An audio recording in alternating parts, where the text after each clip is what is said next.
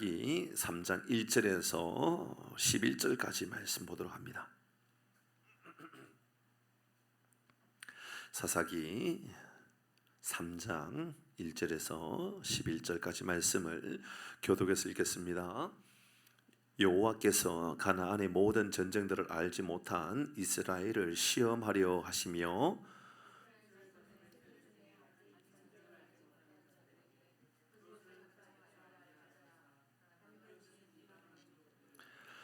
블레셋의 5 군주들과 모든 가나안 족속과 시돈 족속과 바알 헤르몬 산에서부터 하맛 입구까지 레바논 산에 거주하는 히위 족속이라.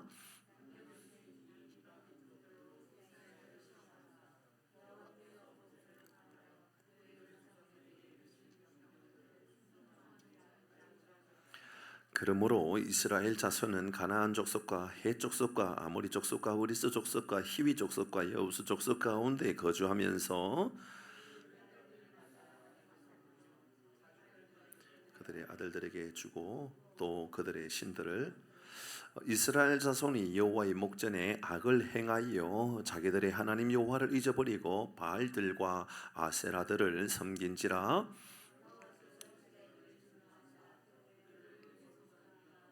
구산 리사다임의 손에 파셨으므로 이스라엘 자손이 구산 리사다임을 8년 동안 이스라엘 자손이 여호와께 부르짖음에 여호와께서 이스라엘 자손을 위하여 한 구원자를 세워 그들을 구원하게 하시니 그는 곧 갈렙의 아우 그나스의 아들 온니엘이라.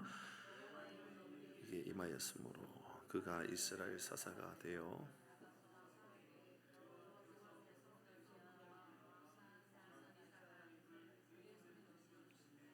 온니엘이 손이 구산 리스다임을 이기는 같이 11절합니다. 그 땅이 평온한 지 40년에 그나스의 아들 온니엘이 죽었더라. 아멘. 구호하고 오늘 말씀 함께 나눕니다. 구호하겠습니다. 시작. 하나님이 우리와 함께 하십니다. 그래서 우리는 잘 되고 있습니다. 할렐루야. 아멘. 아멘. 또 앞에 있는 말씀을 또 잠시 상고합니다. 이스라엘은 이 가나안 땅을 정착한 후에 하나님을 잊어버렸다 그랬습니다. 그리고 그 사람들을 다음 세대가 아니라 다른 세대라고 그렇게 이야기했습니다. 다른 세대는 하나님을 잃어버린 세대, 그 세대를 말하는 것입니다. 악을 행하는 세대였습니다. 하나님이 그들에게 가장 아름다운 땅으로 인도해 주셨지만 그들은 그 땅에서 하나님을 섬긴 것이 아니라 하나님을 잊어버리고 바알과 아스타롯을 섬겼다 그랬습니다. 그래서 오늘날 풍요를 섬기는 것이고 능력을 섬기는 것과 똑같다 그랬습니다. 사실 오늘도 이 말씀은 좀 반복되어지는 말씀입니다.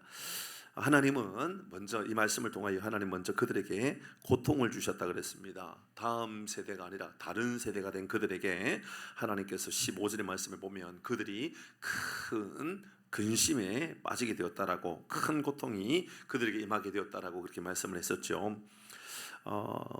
우리는 이렇게 하나님께서 주시는 고통의 의미를 깨닫는 것이 얼마나 중요한지 모릅니다. 하나님께서 주시는 고통이 저주인 사람이 있고 어떤 사람은 그게 축복인 사람이 있습니다. 그러니까 분명히 내게는 고난으로 왔는데 고난을 고난으로 여기는 것이 아니라 더 큰 축복으로 여긴다 그 말입니다. 전에도 지난주에도 말씀드렸던 것처럼 목회자에게 조금의 건강에, 목회자만 뿐만 아니라 여러분에도 마찬가지일 겁니다. 건강에 적신호가 조금이라도 나타나면 그것은 어떤 이들은 왜 내가 이런 재앙이 임해야 되는가, 왜 내게 이런 환란이 와야 되는가 이런 생각하는 사람이 있는 반면에 또 어떤 이들은 건강관리를 좀 잘해야 되겠구나, 그래서 목숨을 걸고 운동하고 막 열심히 운동하려고 애를 쓰는 그런 사람들도 있습니다. 그래서 어쩌면 골골대고 살아가지만 건강 오래도록 살아가는 사람들이 있습니다. 건강한 것처럼 보이는데 빨리 요절하는 사람이 있는 반면에 몸이 안 좋은 것처럼 보이는데 약도 먹는 뿐만 아니라 건강을 위해서라면 정말 노력을 하는 거예요. 음식 조절도 하고 운동도 하고, 그래서 분명히 저 사람은 골골골 해가서 저 사람은 얼마나 살겠나 했는데 주변에서 가장 장수하는 사람, 제일 오래 사는 사람, 그런 사람이 있죠. 그런 의미에서 몸이 조금 아픈 것, 이게 적신호이기도 하지만 적신호를 적신호로 받아들이고 이것을 내가 이제 앞으로 잘 관리해서 더 건강해야 되겠다 이렇게 여기는 사람이 있는 겁니다. 하나님께서 그들에게 심한 큰 고통을 주셨습니다. 적신호죠.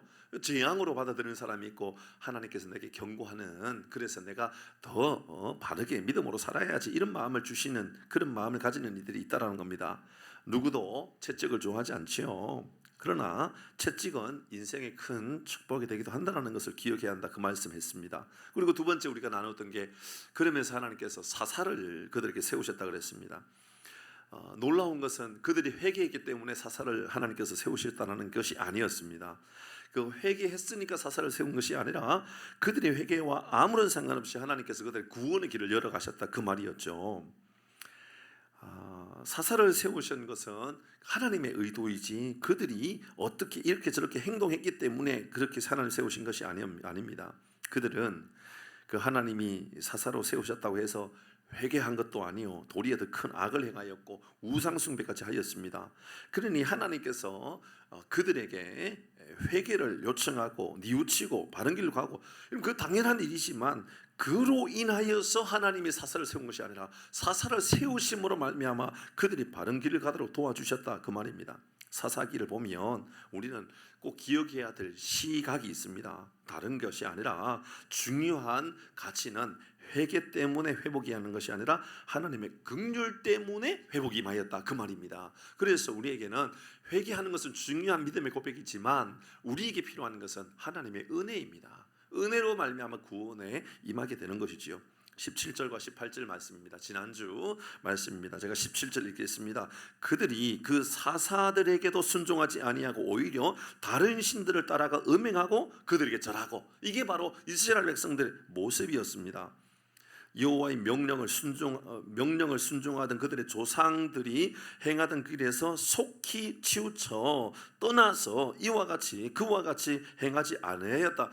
그들이 조상들처럼 믿음의 삶을 살진 않았다. 그게 바로 패역한 세대의 믿음으로 살지 못하는 다른 세대의 모습이었습니다. 18절도 같이 읽어볼까요?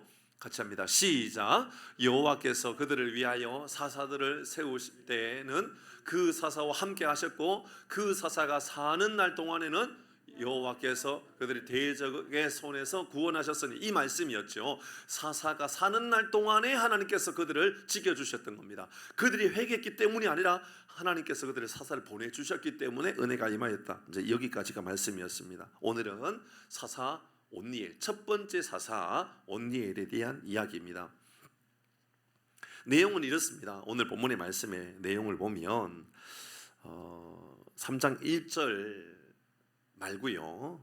3장 1절 말고요. 여러분이 가지고 있는 성경을 보셔야 됩니다. 앞에는 안 띄워져 있습니다. 여러분의 성경 위에 보면 1절 위에 뭐 빨간색이든 파란색이든 무슨 색깔로 이렇게 제목이 써여 있죠. 네. 다 거의 같을 겁니다. 같이 한번 읽어볼까요? 시작.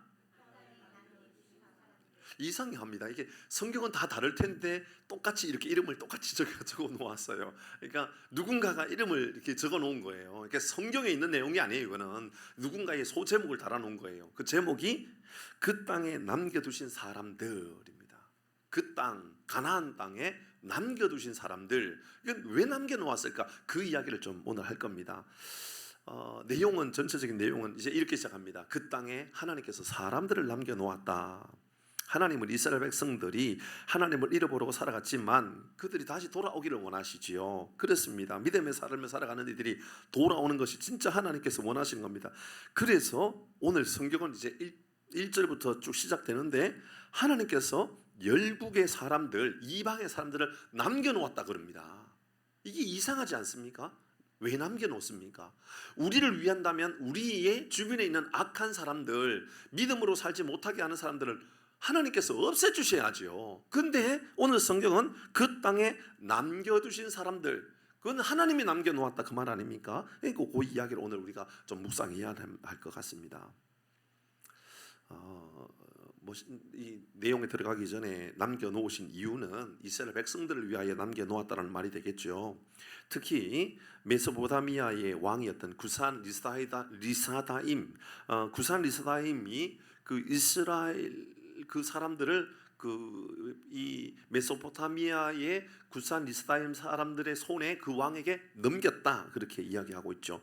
그리고 그들을 회복하기 위하여서 이스라엘 백성들이 회개한 것이 아니라 하나님은 여전히 사사 온니엘을 세우셔서 그 땅에 40년 동안 평온하게 하십니다. 그럼에도 불구하고 하나님께서 평온하게 하셨다, 그 말입니다. 자, 먼저 우리가 돌아봐야 될 첫 번째는 왜 하나님이 이방 사람들을 남겨놓았을까 하는 것입니다. 아니, 이방 사람들을 없애버리면 하나님 입장에서는 얼마나 유익입니까? 여러분, 우리가 세상에 나가면 믿는 사람 많습니까? 믿지 않는 사람이 많습니까? 믿지 않는 사람들이 우리에게 여러분 좀 적대적으로 대할 때가 많습니까? 호의적으로 대할 때가 많습니까?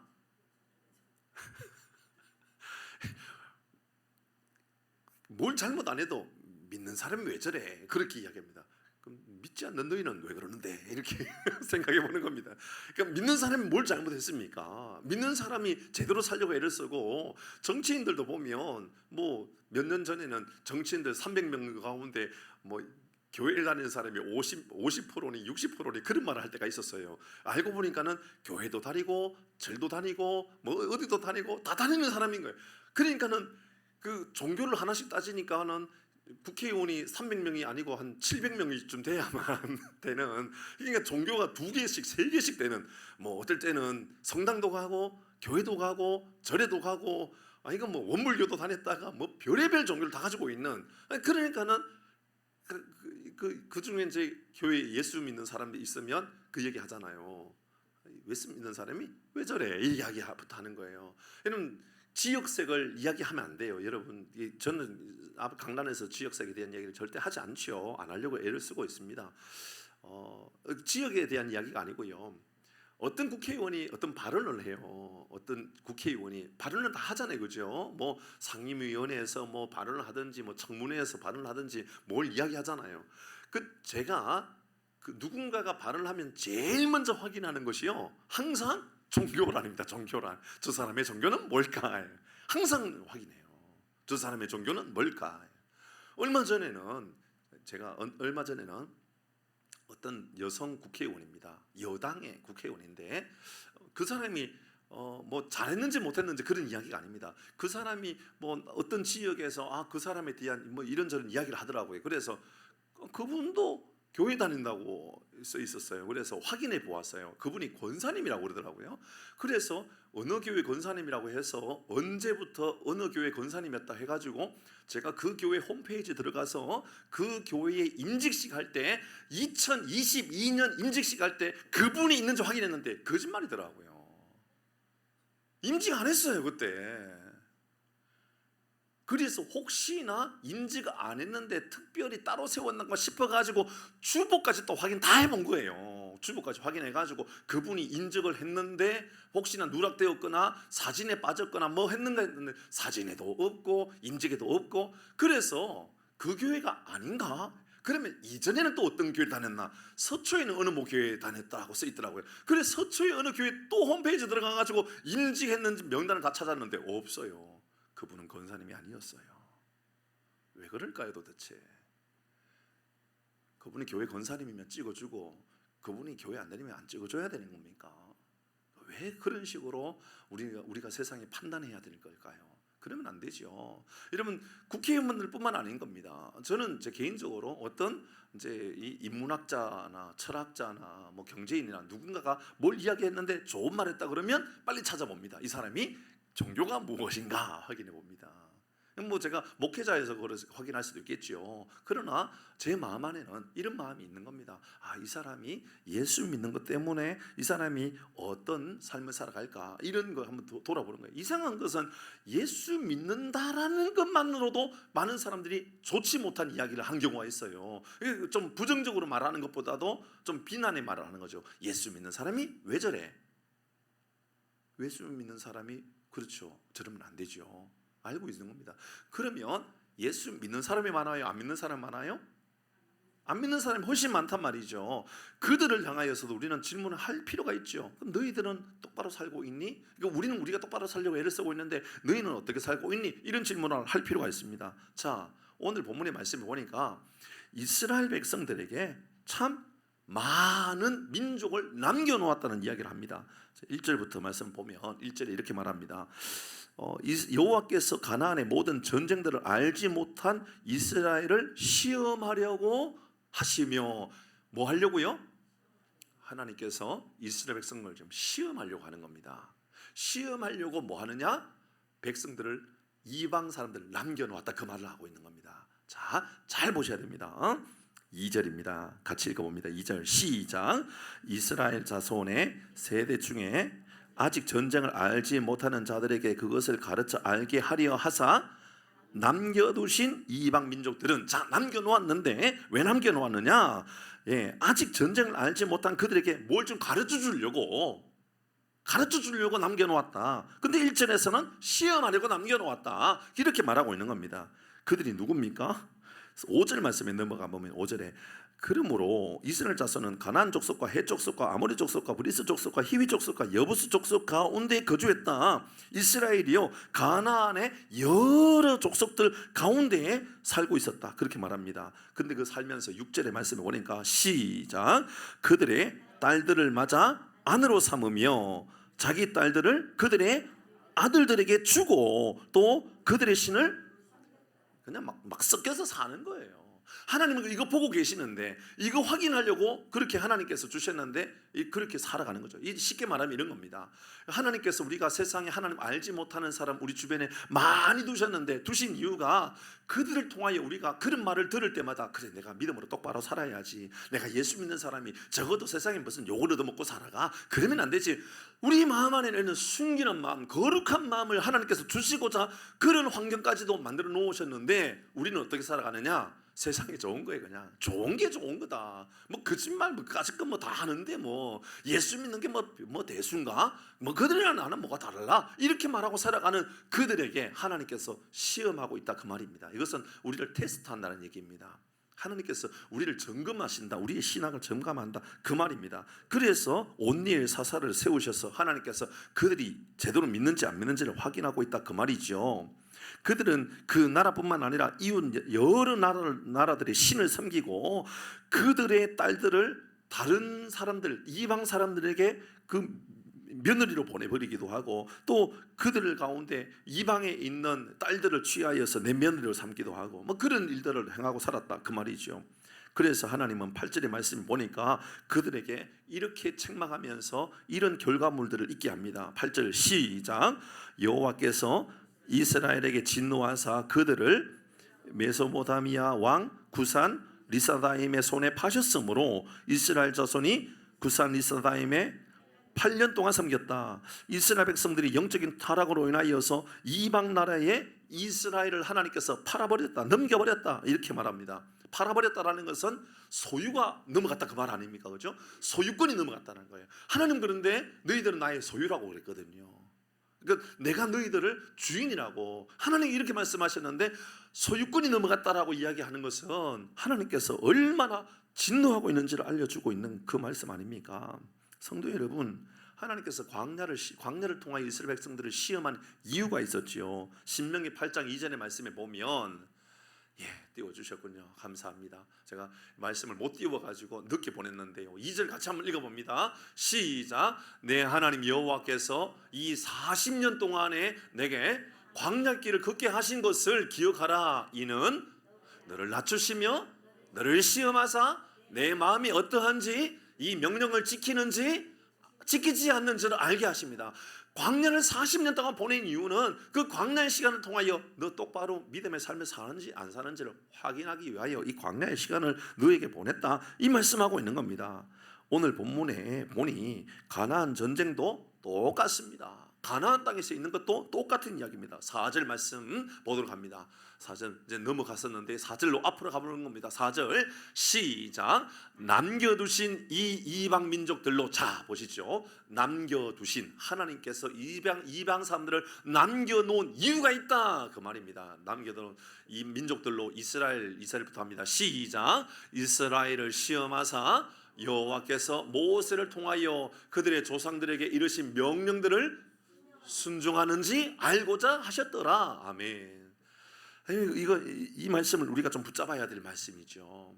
우리의 삶에 이런저런 일들이 있을 때마다, 어떤 문제가 생겼을 때마다 우리 마음을 점검하는 게 바로 이런 겁니다. 내가 하나님 앞에 하나님의 말씀을 순종하는지 순종하지 못하고 살아가는지, 어떤 문제가 생겼을 때에 건강이든 혹은 또 이 나라든, 저는 우리나라도 마찬가지예요. 어떤 큰 시험의 문제들이 생겼을 때마다 그것은 재난뿐만 아닙니다. 정치적으로나 혹은 또 세월호 사건이라든지 또 저쪽 이태원 사건이라든지 이런 이야기를 볼 때마다 제 마음 안에는요 항상 그런 기도를 합니다. 하나님, 우리가 하나님의 말씀 명령들을 순종하는지 순종하지 않는지를 내가 스스로 좀 돌아보기를 원합니다. 그런 마음을 가지고 있어요. 예수 믿는 사람은 좀 그런 마음을 가져야 되지 않을까요? 단순히 이 나라의 행정적인 어떤 문제들, 어떤 안전적인 어떤 문제들로 인하여 이 문제가 또 반복되어서 나타나면 안 될 텐데, 그것은 상식적으로 믿는 사람이나 믿지 않는 사람 모두가 다 가져야 될 마음입니다. 맞죠? 그죠? 모두가 다 가져야 될 마음입니다. 그런데요, 우리 예수 믿는 사람은 여기서 조금 더 넘어서야 된단 말입니다. 무슨 말이냐면, 이 일들로 인하여서 하나님께서 우리에게 명령하고 있는 그 마음이 어떤 것인지를 돌아보는 것이지요. 저는요, 여러분 이해하고 들어주셔야 돼요. 목사니까 그렇게 생각할 수도 있다라고 여기지만, 제가 여기 외에서 밖에 가서는 그런 얘기 하지 않아요. 다른 데 가서 아이고 목사님 좀 과하게 생각하시네 이렇게 이야기할 수도 있지만, 여러분은 그렇게 생각해도 제가 충분히 설명해 드릴 수도 있고 충분히 여러분 설득할 수 있으니까 그런 거예요. 뭐냐면, 우리나라에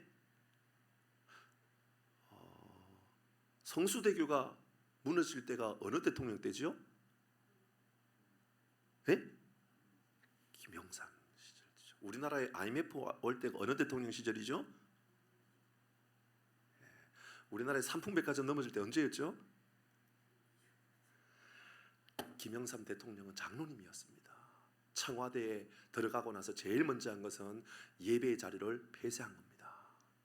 제 마음에 울분이 터졌습니다. 그거 예배 드린다고 아무도 누가 뭐라 할 사람 없고요. 김영삼 대통령 장로님이라는 거 다 알고 있었습니다.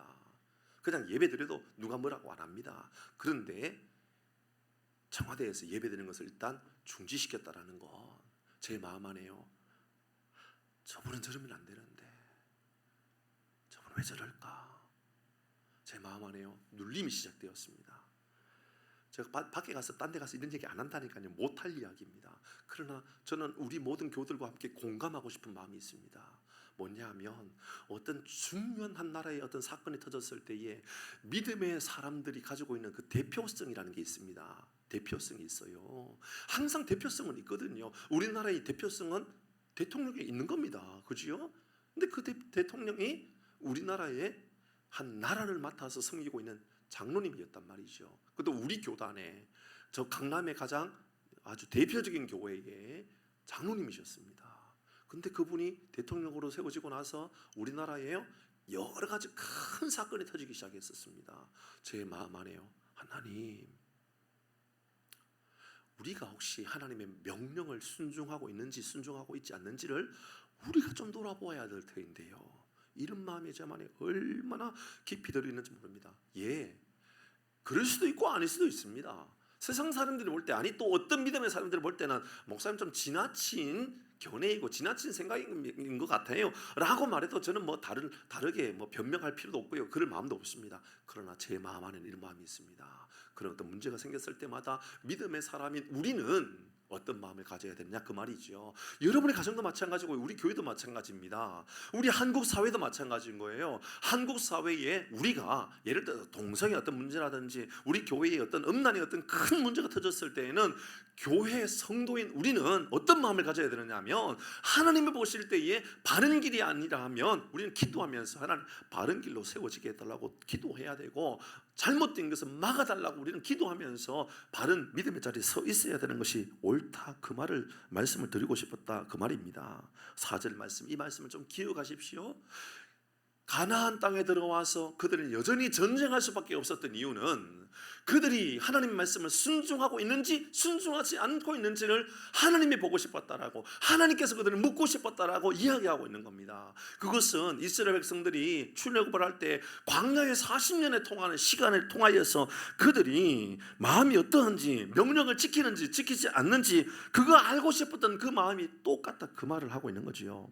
자, 우리 인생에 이 땅에서의 시간들도 저는 똑같다고 생각합니다. 어쩌면 어려운 일을 당할 수도 있고요, 어쩌면 믿음의 삶을 살아가는데도 참 힘겨운 시간들을 보내야만 되는 그런 사람들도 있습니다. 그렇죠? 믿는 사람이지만 어려움을 당하고 힘겹게 보내는 사람들 있지 않습니까? 그때요, 우리는 이 시험으로 인하여 내 믿음의 삶을 살아가는 나는 어떠해야 되는가를 돌아볼 필요가 있는 겁니다. 여러분, 하나님께서 그들을 남겨놓았습니다.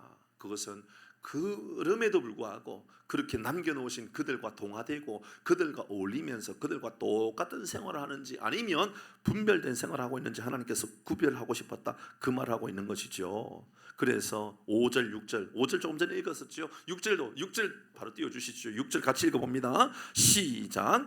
그들의 딸들을 맞아 아내로 삼으며.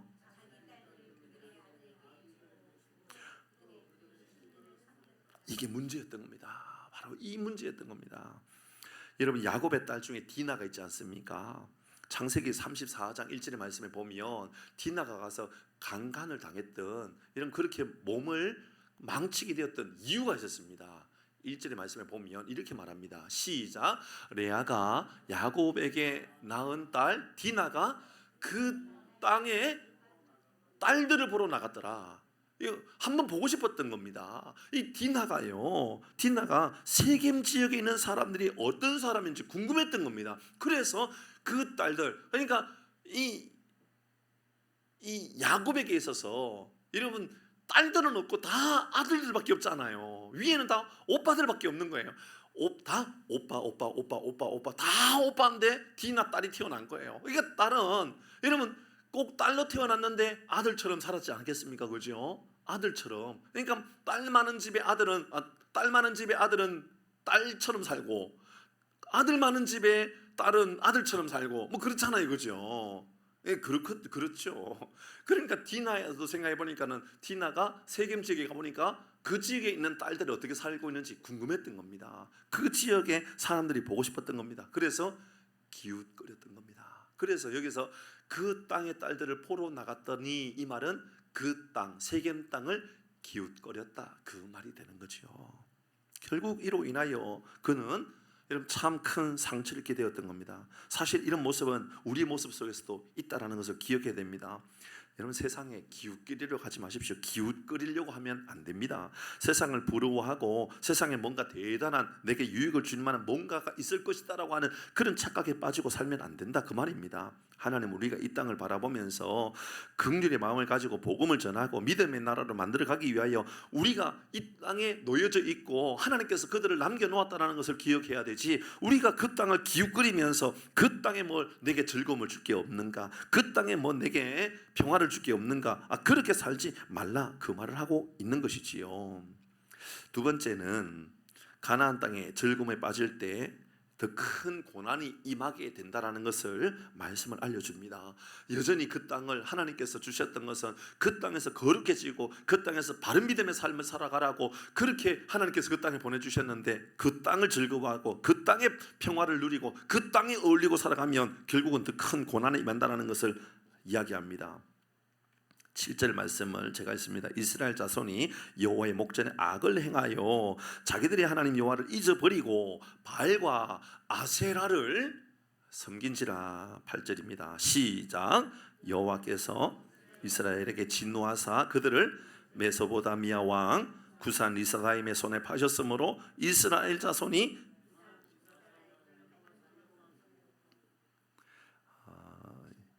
여러분, 오늘 본문의 말씀에 보니까 이스라엘 자손이 메소포타미아 왕 구산 리사다임, 그러니까 메소포타미아의 왕에게 팔았다라고 이야기합니다. 조금 좀 이상하죠. 뭐냐면 이스라엘 사람들이 지금 거주하고 있는 것은 가나안 땅이 아닙니까?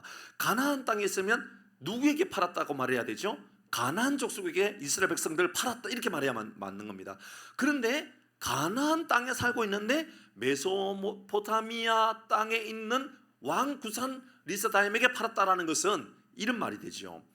이미 이스라엘 백성들이 가나안 땅의 삶을 살아가는, 가나안 땅에서 살면서 가나안 족속의 삶과 동화되어서 이미 그들과 어울리면서 섞여버렸다, 그 말이 되는 거죠.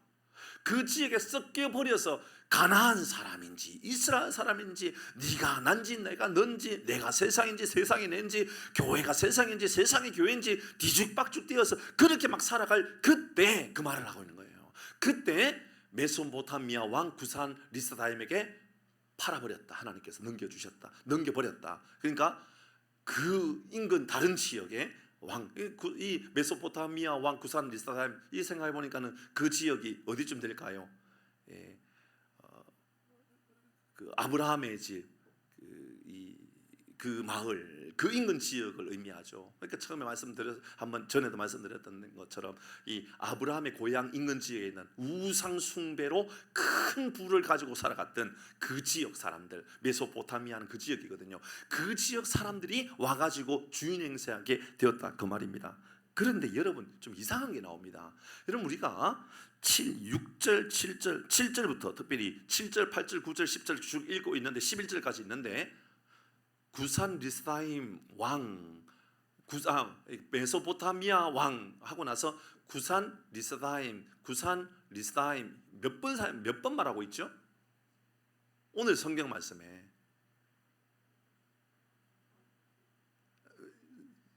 몇 번 등장합니까? 구산 리스다임이라는 말이 4번 등장합니다. 4번 맞죠? 4번 등장합니다. 근데 여러분 한번 생각해 보십시다. 아니 어느 나라의 왕이 우리를 공격하러 왔어요. 예, 그거 좋은 겁니까? 나쁜 겁니까? 나쁜 거죠. 그거 강조할 필요 있습니까? 없습니까? 없지요. 아니 여러분 누군가가 여러분 괴롭혀가고 때렸다. 그거 강조하고 싶을까요? 그냥 조용히 묻고 가고 싶을까요? 누군가가 여러분 괴롭히면 그건 뭘 드러냅니까? 그냥 그건 뭐 조용히 없애든지 아니면 한 번 정도 이야기하고 끝내면 되지요. 근데 4번 등장시킵니다. 구산 리스다임, 구산 리스다임, 다시 또 뒤에 구산 리스다임. 왜 그렇게 말하고 있을까요? 이 말의 의미입니다.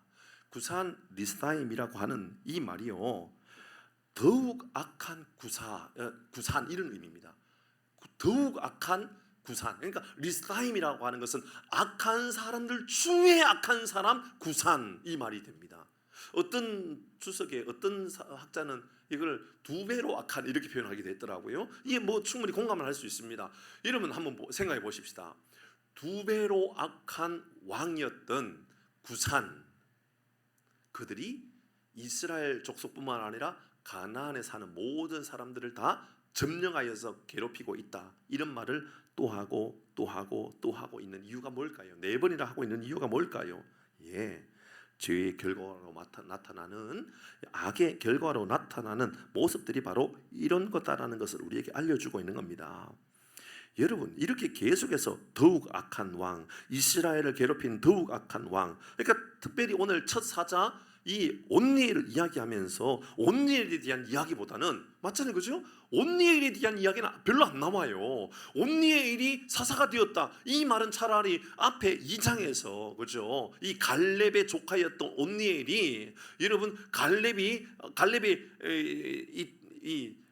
내가 원하는 그 땅을 가서 점령하면 내가 내 딸을 주겠다 할 때 이 온니엘이 예 제가 가겠습니다. 그래서 온니엘이 갔잖아요. 그래서 온니엘이 첫 사사가 되었는데, 근데 온니엘의 역사에 대한 기록들, 온니엘이 어떤 사사였는지, 어떤 위대한 일을 기록하고 그런 내용 나오지 않고요. 뭔 이야기 나오느냐면 더욱 악한 왕 구산, 2배로 악한 왕 구산, 그들이 이스라엘 사람들을 괴롭히고 있다, 그들이 지금 점령했다, 그 이야기만 강조하고 있는 겁니다. 왜 이렇게 말하고 있는 걸까요? 여러분 그것은 여러분 더욱 악한 왕이니 조심하라, 예, 더욱 악한 왕이니 너희들 피해라, 그렇게 말하고 있는 겁니까? 그렇지 않지요. 여러분 알고 보니 이 말씀은 경고하고 있는 겁니다. 죄로 말미암아 나타나는, 여러분 악함으로 말미암아 나타난 결과물이 바로 구산, 그러니까 더욱 악한 구산, 이게 죄의 결과물이라고 하는 것이니 더 조심하라는 겁니다. 가나안을 섬기고 살아가면, 이방신을 섬기고 살아가면 더 악한 공격들이 우리에게 계속 임하게 될 거니까 더 조심해라. 하나님을 잃어버리고 살아가면 우리에게 악의 결과가 이렇게 나타나니 더 조심하고 또 조심해라, 이 이야기를 하고 있는 거죠. 운전할 때 위험한 곳에 지나가다 보면 이러면 경고 표시가 있지 않습니까? 그죠? 경고 표시가 최근에 우리 이 풍산고등학교 주변에서도 뭐 사고가 있었는가 봐요. 현수막이 붙어져 있더라고요. 이곳에서 사고가 있었다라고 그렇게 표시해 놓습니다. 왜 표시해 놓습니까? 조심하라고요. 경고한 겁니다. 경고한 거. 여러분 뭐 동의하기는 어렵고 운전하는 분들은 다 이 제도에 대해서 다 욕을 했었죠. 뭐냐면 도로법 중에 5030 운전하시는 분들 동의합니까? 아니면 그 법은 도대체 누구를 위한 법인가? 라는 생각이 드십니까? 아마 운전하는 분들은 일반 도로는 50km, 학교 앞에서는 30km만 다녀라. 여러분 억울합니까? 아니면 인정하고 마음 편안하게 그렇게 운전하고 계십니까? 아마 마음 편안하게 운전하시는 분들 중에는 뭐 그 정도 괜찮아라고 얘기할지 모르지만 세상에 차는 200km 갈 수 있는데 50km로 가래. 화가 나지 않습니까? 많은 사람들이 이런 이야기에 동의를 하는 거예요. 학교 앞에 초등학교 정말 정문 앞에라면 30km 이해할 수가 있습니다. 그렇죠? 30km 이해할 수 있습니다. 그런데 학교 정문하고는 완전히 다른 그냥 학교 단만 있다라는 이유로 옆에 도로, 예를 들어서요 풍산고 뒤쪽에 있는 거기에 도로도 신호등 앞에 몇 킬로죠? 30km. 여러분 30km 지키려고 그러면 속도를 내고 가다가도 천천히 가야 되잖아요. 그러니까 또 마음 안에는 이 도로 천천히 가가지고 사고 나겠다고 그렇게 이야기하는 사람 얼마나 많이 있는지 몰라요. 여러분 그게 법이 옳다 그르다라는 말을 하고 싶은 것이 아니라 왜 그런 법을 만들었죠? 조심하라는 거죠. 조심하라는 것이죠. 이게 법의 원칙은 그렇게 법을 만드는 이유는 조심하라는 거 아닙니까? 이러면 경고하는 겁니다. 경고하는 거. 여기에서 어떤 어려운 일이 생겼으니 옛날에 땡땡땡 뭐 사람 이름까지 붙여가지고 무슨 법 그렇게 만들지 않았습니까? 학교 앞에서 사고 났던 일이 있었고 그 사고 나면 치명상을 입게 되니 조심하라. 그래서 법을 세우는 겁니다. 다 알고 보면 경고하는 겁니다. 하나님께서 우리를 보호하시고자 하나님께서 우리 믿음의 사람들을 보호하시고자 경고하신 겁니다. 그러니까 구산 리스다임은 더 악한 왕을 내가 너에게 붙이는 건 너희가 기억해야 돼. 그 말은 우리가 더 하나님께서 경고하면서 우리를 보호하시는 그 말을 하고 있는 겁니다. 사사기 2장 2절 3절 말씀 지난번에 읽었던 말씀인데요. 너희는 이 땅의 주민과 언약을 맺지 말며 이 땅과 어울리지 말라 그 말을 하고 있는 겁니다. 그들의 재산을 헐라 하였거늘 너희가 내 목소리를 듣지 아니하였으니 어찌하여 그리하였느냐.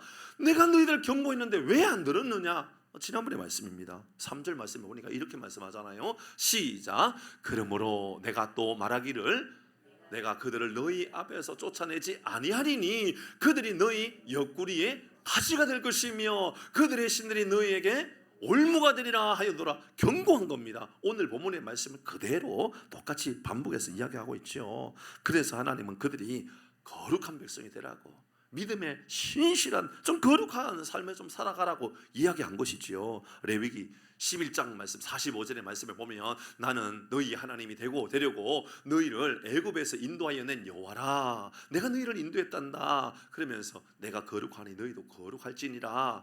사랑하는 성도 여러분, 우리 믿음의 사람은 이 땅의 사람들과 어울리면서 즐거움을 찾고 행복을 찾고 여러분 부유함을 찾는 그런 삶을 살아가는 것이 하나님 우리에게 요구하는 삶이 아니라 하나님 우리에게 요구하는 삶은요, 내가 너희들 이 땅에서 불러내지 않았니? 내가 너희들을 구원하지 않았니? 내가 거룩한 것처럼 너희도 구별된 삶을 살아가라. 여러분 이것이 그리스도인의 삶의 법칙입니다.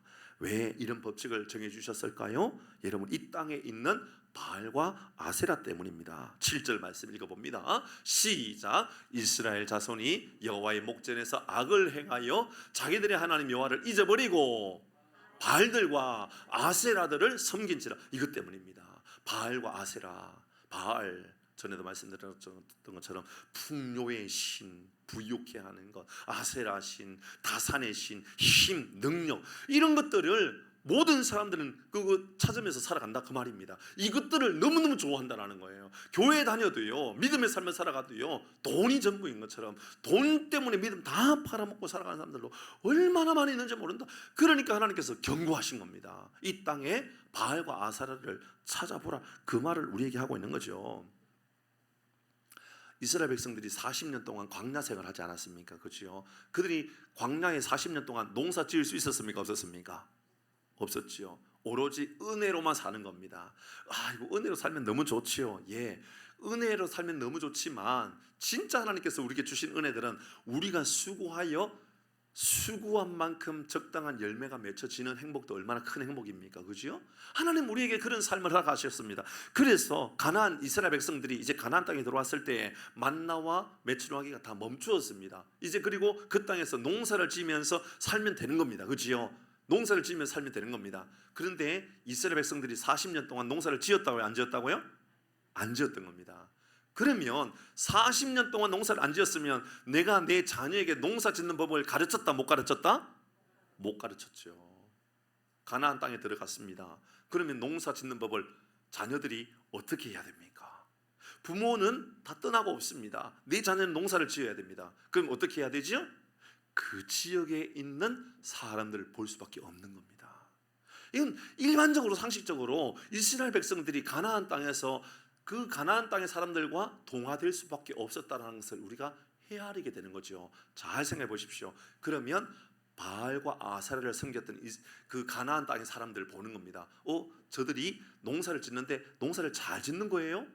부유한 거예요? 근데 그들이 바알을 섬기고 아세라를 섬기는 겁니다. 그러니까 이스라엘 백성들 마음 안에 그랬구나. 바알을 섬기고 아세라를 섬기면서 부유함을 추구하고 살아가는 것이 바로 농사 짓는 사람이 일반적으로 다 가지는 거구나. 그러니까 바알과 아세라를 섬기는 환경이었을 가능성이 높습니다. 이해되시죠? 여러분 이해가 안 됩니까? 우리 한번 생각해 볼까요? 여러분 우리나라의 사람들이 예전입니다. 지금은 뭐 그런 일이 거의 없겠지만 예전에 우리나라에 농사를 중심으로 하고 살아갈 때에 비 안 오면 어떻게 했죠? 기우제 지냈잖아요.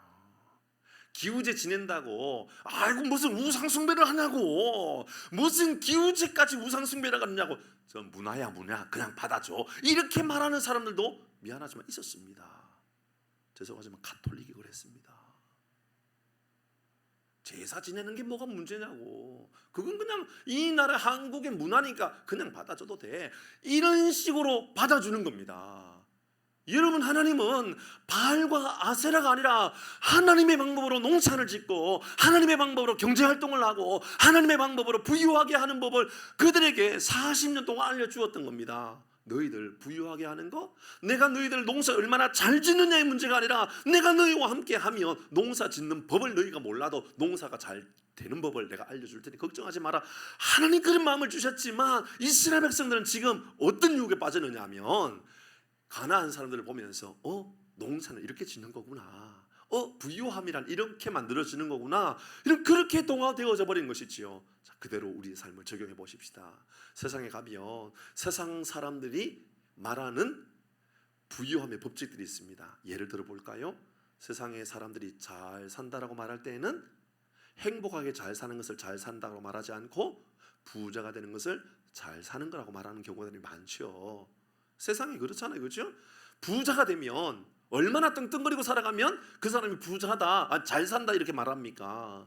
예수 믿는 사람은 그게 잘 사는 게 아니잖아요. 근데 세상 삶을 살아가다 보면 그들의 이야기를 듣다 보면 세상의 돈은 이렇게 버는 거구나, 이중상부 그까지가 아무것도 아니구나, 남에게 사기치고 도망가는 거 누구나 다 하는 일이네, 이렇게 배워가는 겁니다. 예수 믿는 사람들, 하나님의 사람들 그 배워가면 안 되는데 말이죠. 바알과 아세라를 배워가는 거예요. 그게 뭐가 문제냐고, 다 그렇게 사는데, 이렇게 표현하는 겁니다. 그러니까 7절 말씀 아주 중요한 표현이죠. 여러분 혹시나 이 땅에서 우리가 바알과 아세라가 익숙해져 있는 삶을 살고 있지는 않는가 돌아보아야만 합니다. 그때 하나님께서 온니엘을 세우신 겁니다. 사실 사사기의 주인공은 온니엘이 될 수가 없습니다. 저는 그래서 사사 온니엘을 이야기할 때 온니엘에 대한 이야기를 강조하지 않고 온니엘이 얼마나 대단한 일을 했는지 하나도 이야기하지 않았는 게요. 제 말씀을 묵상하면서 얼마나 다행이었는지 모릅니다. 만약에 온누엘이 이런 능력이 있고 이런 힘을 가지고 이런 대단한 능력으로 이스라엘 백성들을 구원했다 그랬다 그러면 저도 아마 여러분 보시지요. 온누엘이 이런 능력을 가지고 있었습니다. 여러분 우리도 온누엘처럼 살아갈 수 있습니다. 이렇게 말했을 겁니다. 그런데 오늘은 성경은 우리에게 그렇게 말하지 않아요. 온누엘은 하나님이 보내신 사사일 뿐입니다. 달리 말하면 하나님이 행하셨다 그 말입니다. 하나님이 한 사람을 보내셔서 이스라엘 백성들에게 평온을 주신 것이지 온누엘이 뭐 대단한 사람이다라고 하는 것을 우리에게 강조하지 않고 있음을 알려주는 것이지요. 자, 9절 10절 말씀을 읽고 우리 말씀을 좀 마무리해 보도록 하십시다. 9절 10절입니다. 시작. 이스라엘 자손이 여호와께 부르짖음에 여호와께서 이스라엘 자손을 위하여 한 구원자를 세워 그들을 구원하게 하시니 곧 갈렙의 아우 그나스의 아들 온누엘이라. 10절. 여호와의 영이 그에게 임하였으므로 그가 이스라엘의 사사가 되어 나가서 싸울 때에 여호와께서 메소포타미아 왕 구산 리스다임을 그의 손에 넘겨주심에 온누엘의 손이 구산 리스다임을 이겼다. 할렐루야. 여러분, 온누엘은 그냥 잠깐 등장하는 인물로 끝납니다. 분명히 여러분 이 갈렙의 명을 받아서 땅을 점령할 때 생각해 보면 온누엘은 정말 대단한 힘을 가지고 대단한 능력을 가지고 달려갔을 것처럼 느껴집니다. 그런데 오늘 성경은 그렇게 말하는 것이 아니라 이렇게 말합니다. 여호와께서 이스라엘의 사사가 되어 나가서 싸울 때에 여호와께서 구산 리스다임을 그의 손에 넘겨주었다. 하나님께서 행하셨다. 이렇게 말하고 있죠. 사도행전 4장 12절 같이 읽습니다. 시작. 다른 이름으로서는 구원을 받을 수 없나니 천하 사람 중에 구원을 받을 만한 다른 이름을 우리에게 주신 일이 없음이라 하였더라. 아멘. 여러분, 우리의 영원한 구원자는 우리 예수님이십니다. 예수님 우리를 구원해 주십니다. 바알과 아세라가 가득 차 있는 이 세상에 이렇게 살아가는 것이 우리에게 합당한 것처럼 말하고 있는 이 세상에 믿음으로 주님을 바라보고 사사 온누엘을 바라보는 것이 아니라 온누엘을 보내신 하나님을 바라보고 승리하는 은혜가 있기를 주의 이름으로 축복합니다. 그로 인하여 11절 이렇게 온누엘이 마무리됩니다. 그 땅에 평온한 지 40년 그나스의 아들 온누엘이 죽었다. 온누엘이 그 땅에 있을 동안 40년 동안 평안했다. 여러분, 믿음으로 삶을 살아가는 하나님이 주인 되어서 하나님의 능력으로 살아가는 여러분으로 인하여 여러분이 살아있는 동안에 하나님의 평온함이 영원토록 임하기를 주의 이름으로 축복합니다. 찬양할까요?